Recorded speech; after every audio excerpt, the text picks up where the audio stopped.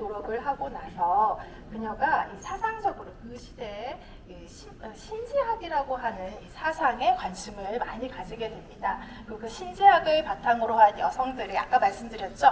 5인회, 여성들 5명의 모임인 5인회를 결성을 하게 되는데요. 그 안에 힐마와 안나 그리고 나머지 3명의 여성들로 구성이 되어 있습니다. 신지학이 뭐냐면요, 그 당시에 굉장히 사회가 19세기 후반 굉장히 혼란스러울 때죠. 그래서 동서양의 모든 종교가 결합된 사상으로서 보이지 않는 세계를 철학적으로 연구하는, 탐구하는 그런 학문이었다고 합니다. 좋은 말이 많은 학문이었어요. 그래서 특히나 여성들 그리고 지식인들, 예술가들이 이 사상에 굉장히 많이 빠져 있었고, 그것을 바탕으로 이 5인회에서는 이 여성들이 영적인 존재로부터 계시를 받아서 강령술이라는 것을 진행을 하고, 그 강령술을 통해서 자동기술 기법이라는 기법으로 그림을 그렸다고 하는데요. 뭐지? 조금 어렵게 느껴지시죠? 자, 여러분 분신사바 해보셨나요? 어릴 때 분신사바 해보셨죠? 그겁니다. 다른 게 아니고요. 여성들이 쭉 이렇게 둘러 모아서 종이 같은 거 펼쳐놓고 이렇게 한 거예요. 질문을 던지면서. 네, 그렇다 보니까 그림이 뭔가 작품이라기보다는 어떤 끄적임에 가까운 흔적처럼 보이는데요. 이런 저희가 조금 우습게 들리실 수도 있지만 이 자동기술 기법은 이후에 수십 년이 지나서 일본과 무의식의 바탕을 둔 초현실주의와 연결이 됩니다. 그러니까 이런 힐마의 작업 방식이 갑자기 그녀가 엉뚱해서 이렇게 한 것이 아니라 시대적인 변화에 따라서 그녀가 자연스럽게 채택하게 된 방법이라는 것을 아시면 좋을 것 같습니다. 그럼 저희는 이제 다음 공간으로 이동해 보도록 하겠습니다.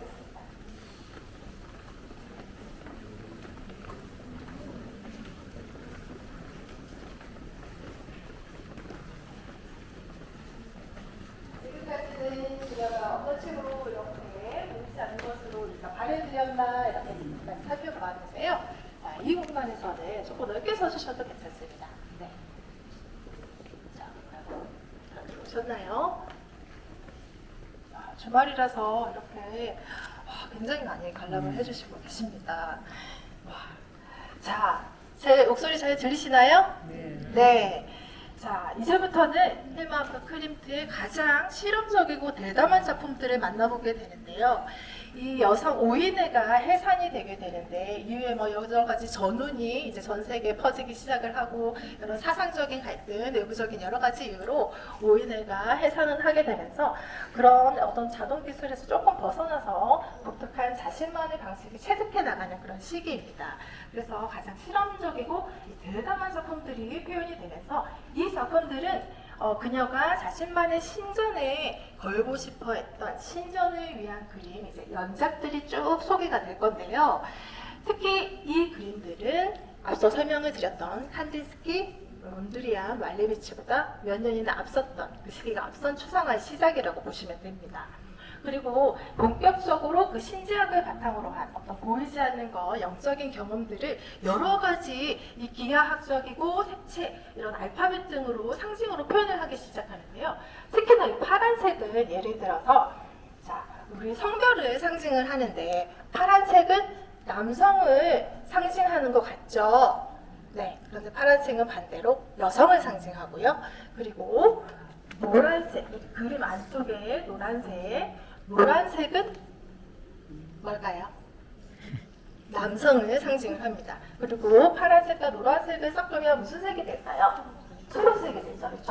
초록색은 남성과 여성이 결합된 완전한 성. 그러니까 그냥 이렇게 단순한 결합이 아니라 둘은 원래 하나였다는 그런 완전성을 표현을 하고 있습니다. 그리고 보면 우리가 첫 번째 저지실에서도 그랬지만 어떤 독특한 형태가 계속돼서 반복되는 걸 혹시 찾으셨나요? 어떤 형태가 반복이 되고 있죠?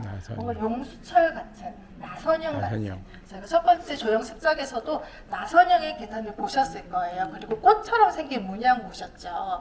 자, 그녀의 그림에서 이 나선형은 진화와 순환, 윤회 이런 것들을 상징을 합니다. 앞으로 나아가는 상승의 이미지 이런 것들을 보실 수가 있고요. 자, 이쪽으로 조금 더 들어가셔서 여기 제 오른쪽에 있는 작품들 한번 볼까요?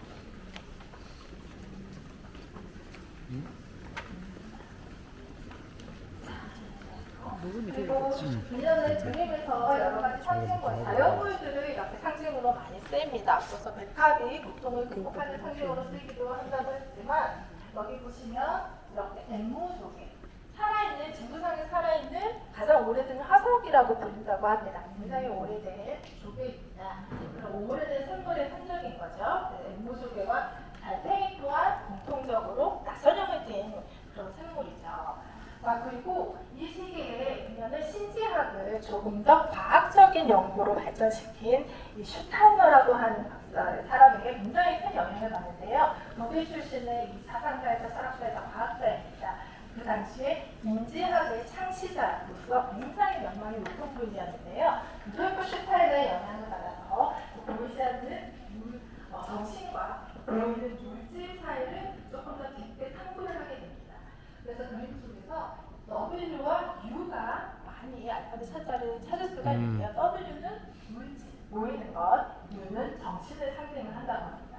그래서 물질과 정신이 끊임없이 소용돌이 치면서 서로 진화하고 순환이 되고 결합이 되는 이런 완전함을 의미하는 것이고요. 달팽이는 또 다른 의미에서 자웅동체 생물이잖아요. 그래서 남성과 여성의 결합, 그리고 껍데기를 집을 위에 지고 있는 그런 생물이죠. 그래서 껍질은 물질을 의미하고요. 그 손에 깃든 영혼, 그러니까 물질과 영혼이 결합된 완전체를 또 다르게 설명을 하고 있습니다. 이쪽에 이제 분위기가 완전히 바뀌는데요. 분홍색 계열 그림을 한번